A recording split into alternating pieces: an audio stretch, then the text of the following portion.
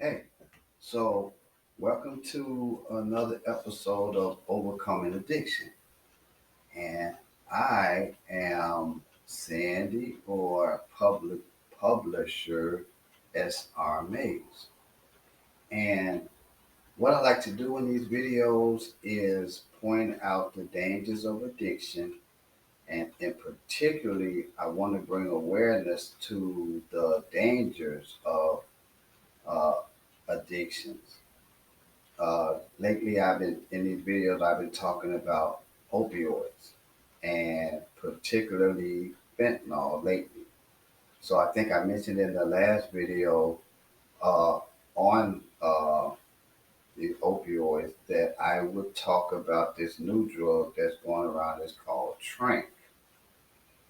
Now, before I read this, I want to ask people that are watching this if they would like and share. And if you have any comments, you can leave them in the comment section under this video. Also, I'm going to give information at the end of the video where I can be contacted for transcripts of these videos. Um, so, in this continuing story about the crisis of opioid addiction, I'm going to talk about Tranq and fentanyl. In the U.S., the U.S. is currently in the midst of an epidemic, and one that is as deadly as the 2020 COVID-19 pandemic. It's an epidemic that's not reported on as much as the pandemic was, but it's something that's raging across the country and has been long before COVID 19. Opioid abuse has been happening for decades and it probably will continue. Reported opioid related deaths,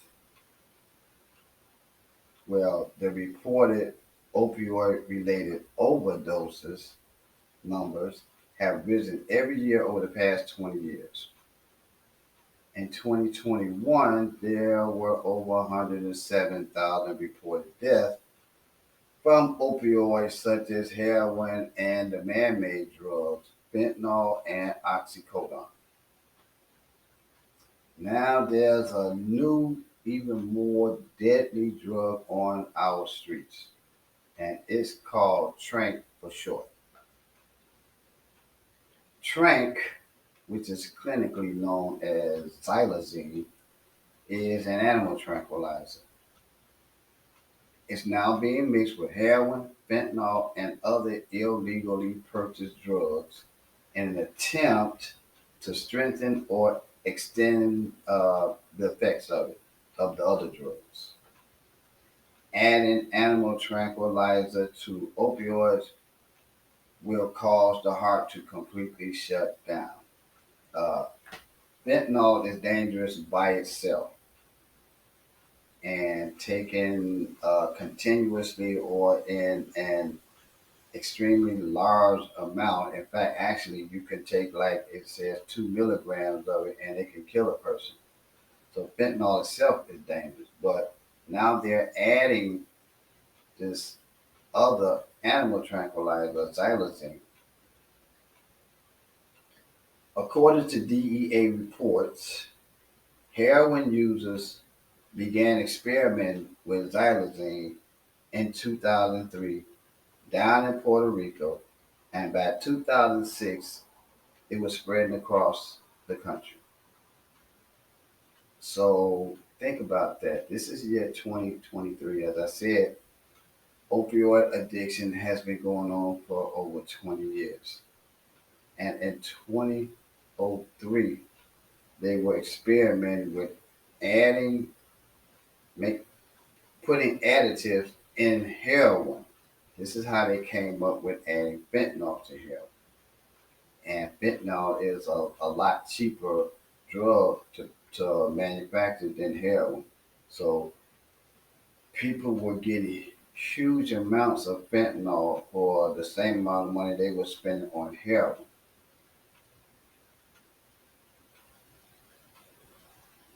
Now, I'm going to share some of the outward signs that this drug Tranq will present.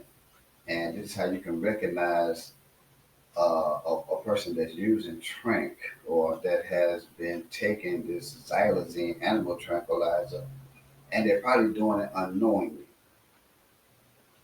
Generally, opioids don't have a visible outer effect on the human body. Their effects are normally seen in a person's mood and in the functions of their internal organs or malfunctions. Tranq causes scabbing that leaves scars, open sores, and pus yielding lesions, according to doctors who have treated patients who have taken the drug. Doctors are also discovered that those who have recently died from opioid overdoses had a mixture of about 35% xylazine and 15% fentanyl mixed in with those fatal doses. So, in other words, if you bought a drug, let's say heroin, you might get a small amount of heroin mixed with 35% xylazine and 15% fentanyl. One of these alone is deadly. Altogether is fatal. That means it would not take much to kill a person. And by the way, some drug distributors are now lacing street marijuana and cocaine with fentanyl that has been mixed with xylazine. Finding a solution, that's where the problems will begin to come for our society, and especially the government or the people that are trying to make laws to govern this country. Fentanyl alone is a $500 billion industry, according to the DEA. A pill that costs 7 cents to make in Mexico costs $7 on the streets in the United States. Big cities like Chicago, New York, Philadelphia, St. Louis, Cleveland, just to name a few, are the largest markets for this and other illegal drugs. Efforts are being made to address and subdue the continuous spread of drugs like fentanyl and now this new killer Tranq. But because of the free market society which we live in and have in this country, it will be a difficult task. Why do I say that? Well, xylazine and the ingredients to make fentanyl can be purchased on the internet. Right now, there are no proactive laws to prohibit the means to acquire these deadly drugs.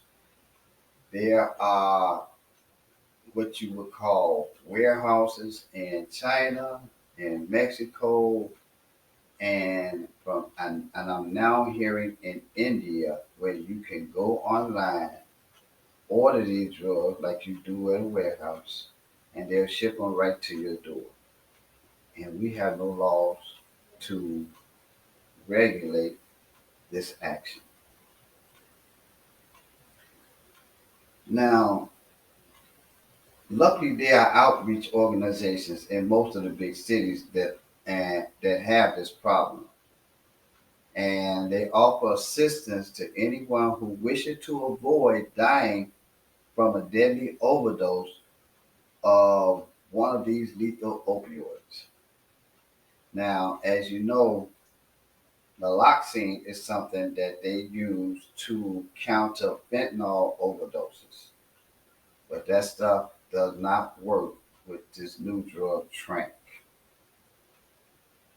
These outreach organizations do so by offering testing kits so addicts can test the drugs they purchase before they use it. The test will reveal if the drug purchased by them contains xylazine.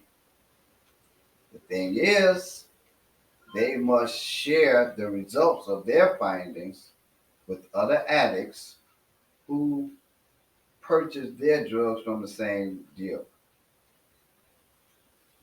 Now, why do I do this as a public service announcement? That's pretty much what I am trying to do here.